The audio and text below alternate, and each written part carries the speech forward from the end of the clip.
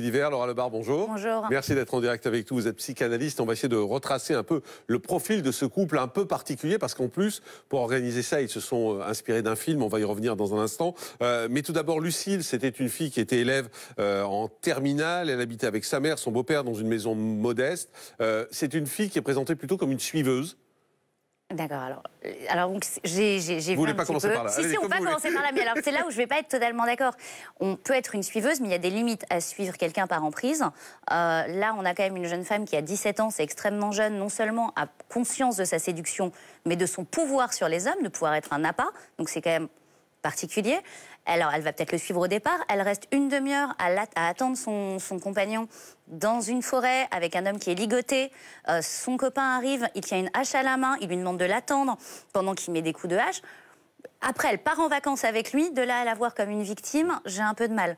À un moment donné, il y a quand même une prise de conscience des choses, même si on est sous emprise. Il y a quand même une violence qui est énorme autour de ça. Elle part en vacances, elle passe de super vacances. Pleurer au procès, je trouve ça un peu léger. Alors, lui, il s'appelle Benjamin, il a 19 ans, c'est un enfant d'une petite commune du coin. C'est un enfant qui a été adopté quand il était petit parce qu'il était originaire du Sri Lanka. C'était vraiment le fils attendu par la famille. Il a eu tout ce qu'il voulait. Son profil, à lui, vous le définiriez comment ? Alors son profil à lui, on en parle moins.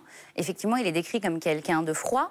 Là, ce qui m'a un petit peu stupéfaite dans tout ce qu'on a vu, c'est qu'il a déjà un couteau.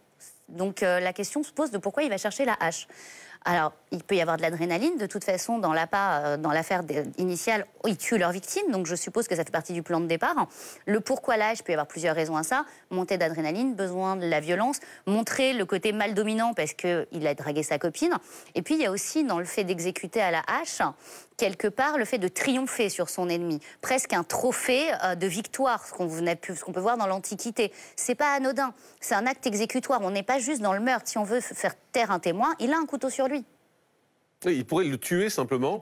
Il n'est pas obligé de le décapiter quasiment. Moi, je pense qu'il n'y est pas arrivé, surtout. Oui, c'est ça. C'était sa volonté, en tout cas. C'était sa volonté. Et la volonté de décapiter, c'est de déshumaniser l'autre. Quand on imagine, dans l'Antiquité, on voyait très bien, il décapitait, il prenait la tête dans la main pour triompher sur l'ennemi. Benjamin avait déjà eu des problèmes avec la justice pour des usages de stupéfiants, mais c'est vrai que jamais pour de telles violences. Est-ce que les stupéfiants peuvent expliquer certaines choses ? Heureusement que tous les stupéfiants ne font pas qu'on prend une hache et qu'on décapite les gens. Ce serait très grave. Alors, les stupéfiants n'aident pas. Maintenant, au départ, ce garçon est déjà perturbé.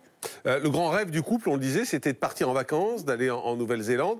Et alors, ils se sont inspirés, vous l'avez évoqué, d'un film, un film de Bertrand Tavernier qui s'appelle L'Appât et qui raconte l'histoire de Valérie Subra, qui est une vraie histoire. En plus, puisqu'en 1985, elle séduisait des hommes fortunés qui étaient ensuite détroussés et torturés par son petit ami. C'est Valérie Subra qui avait été condamnée à perpétuité, je crois, dans cette affaire.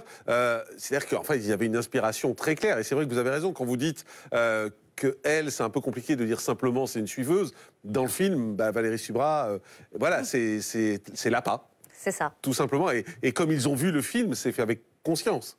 Mais alors, pour moi, c'est un acte complètement conscient. Ils ont vu le film. Encore une fois, on parle de l'histoire, de cette histoire, mais elle a 24 ans ou 25 ans, je crois. Donc déjà, c'est une jeune femme. Là, c'est une jeune fille de 17 ans.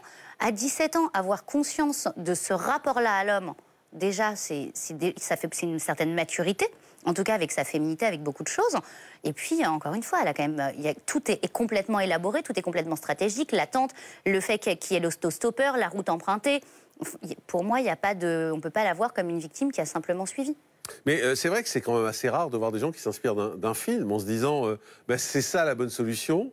Je vais partir là-dessus, heureusement, parce que quand on voit certains films, heureusement tout le monde ne s'inspire pas de ça, mais c'est vrai que quand on voit le film, on voit l'affiche d'ailleurs, et c'est vrai que sur l'affiche, finalement, c'est une gamine aussi, sur l'affiche du film. Donc il y a peut-être une identification qui s'est faite. Alors, c'est certain qu'il y a une identification qui s'est faite. Maintenant, ce que je trouve encore plus triste, c'est qu'ils sont dans un lit. Déjà, le départ est terrible. Je suis dans le lit avec mon petit copain, j'ai 17, 18, 20 ans.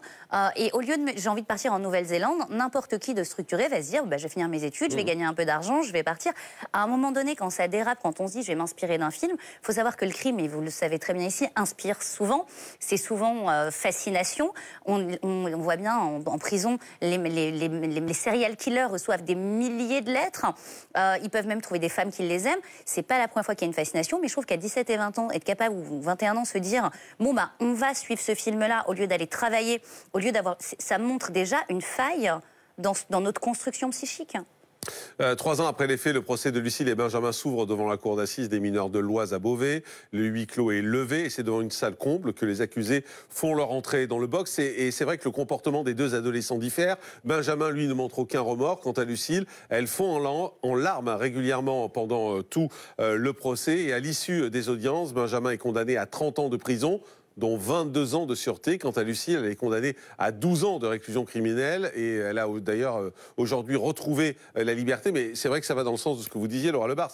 Elle est condamnée à 12 ans, donc elle n'est pas une victime dans tout ça. C'est pas juste la victime qui a suivi. Oui, complètement.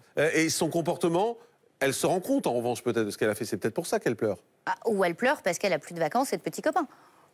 Ah oui, vous êtes beaucoup plus dur, vous. À un moment donné, il y a quand même un jeune homme de 24 ans qui a été tué dans les bois à coups de hache parce qu'elle a vu qu'il avait une jolie voiture. Donc on ne peut pas dire c'est une victime, elle a quand même utilisé son pouvoir de séduction. Je ne doute pas qu'elle était très amoureuse de ce garçon, je ne doute pas de l'emprise qu'avait ce garçon sur elle. Je dis juste que les 12 ans sont à mon sens justifiés. Merci beaucoup, Laura Lebar, psychanalyste. Merci d'avoir été en direct avec nous sur ce plateau. On fait une pause.